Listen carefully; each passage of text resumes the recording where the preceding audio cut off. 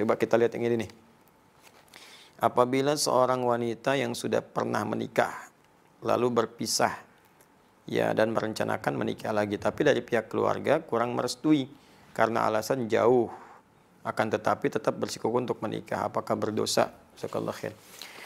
Kasus ini kalau kita lihat dalam Al-Quran, teman-teman buka Al-Quran surah Al-Baqarah ayat 232 ya.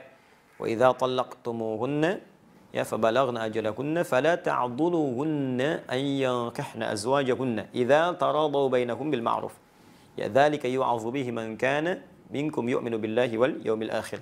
Baik, kata Allah bahkan di ujungnya dzalikum azka lakum athhar ya. Nah, Allah menyampaikan jika seseorang laki-laki pernah mentalak perempuan ya, cerai di sini. Suami istri bercerai. Nah, kemudian yang perempuan itu berniat ingin nikah lagi. Nah, dia punya calon pengen nikah lagi, tapi bukan karena cerai ini karena faktor orang ketiga, bukan. Kalau itu minta cerai karena alasan dari orang lain, itu dosa hukumnya. Ingat, orang perempuan yang minta cerai bukan pada hal yang dibenarkan oleh agama, tidak dibenarkan secara syariat, maka diharamkan baginya mencium bau surga. Hati-hati. Ya, jadi perempuan-perempuan hati-hati. Kecuali kalau syarat satu dibenarkan. Ya, kalau dari perempuan misalnya minta mengajukan khulu' karena perilaku laki-laki, misal, mohon maaf, dibuktikan secara meyakinkan menzolimi secara fisik, ya, bisa menyebabkan misalnya fisik terluka, bisa mengancam kepada nyawa, ya. Atau yang kedua bisa mengancam kepada iman, ada yang ke fisik, ada kepada iman. Pada iman tuh dilarang sholat, disuruh minum minuman, disuruh mabuk, disuruh macam-macam yang buruk lah ya. Nah itu terancam itu dan tidak bisa dinasehati, tidak bisa difasilitasi, tidak bisa ditengahi.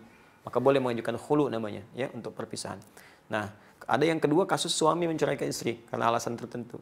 Nah, kata Al-Quran, kalaupun kemudian terjadi perpisahan itu, lalu si perempuan mendapatkan calon yang dia lihat bisa menjadi imam yang baik, kan?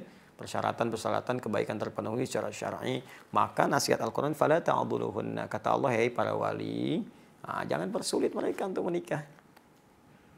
Ya, beri jalan. Nah, Al-Quran itu sangat indah, sangat sayang, karena tidak mudah status perempuan yang baru berpisah, apalagi di masyarakat disebut dengan nama tertentu, mendapatkan pasangan-pasangan yang bisa membimbing kembali, itu tidak mudah. Ya, tidak mudah. Karena itu Al-Quran begitu melihat peluang seperti itu, dicek dulu.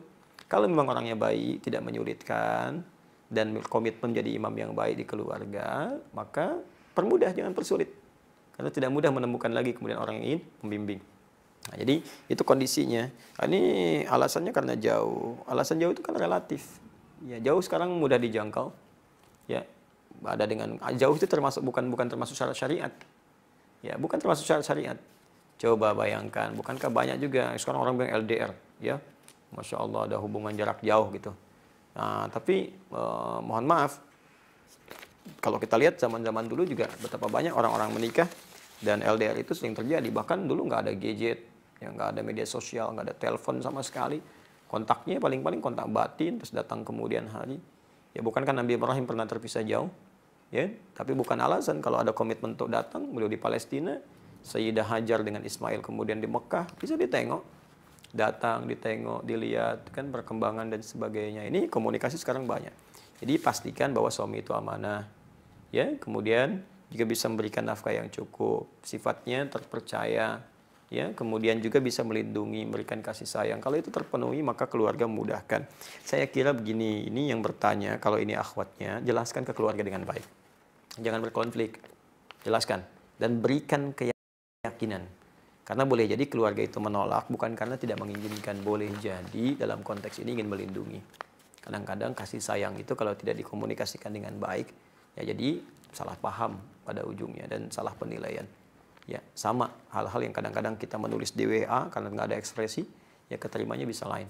Maka jelaskan sepenuhnya, sampaikan bahwa alhamdulillah boleh jadi ini hikmahnya Allah kirimkan seorang pasangannya lebih baik. Dia perhatian, dia jujur, dan ini bukti-buktinya, keluarganya begini, kenali keluarga dulu, tanyakan. Nah, kalau memang baik, mohon ridhonya. Ya, kalau ada yang kurang, mohon tunjukkan supaya kami perbaiki sebelum menuju ke pernikahan. Itu lebih bagus. Ya, jadi daripada merajut konflik gitu yang tidak dibenarkan. Lagi sekarang bulan Ramadan ya, kalau ini kemudian kita ingin sampaikan. Saya kira itu, teman-teman, cukup dulu ya. Demikian saya kira, semoga bermanfaat. Jika ada yang benar, itu pasti dari Allah dan Rasulnya sebagai petunjuk untuk membuat kita lebih baik. Tapi kalau ada yang salah, itu mutlak kesalahan saya pribadi. Ya, sudah capek kalau digali, ya pasti akan ketemu salah saya. Cukup dikoreksi, nanti saya betulkan, kemudian ambil pendapat ustadz lain yang lebih baik. Ya, itu akan lebih mulia, lebih objektif, dan insya Allah bernilai baik di sisi Allah Subhanahu wa Ta'ala. Subhanakallahumma wa bihamdika asyhadu an la ilaha illa anta astaghfiruka wa atubu ilaik wa akhiru da'wana alhamdulillahi rabbil alamin. Allahu minkum, adi hidayat. Assalamualaikum warahmatullahi wabarakatuh.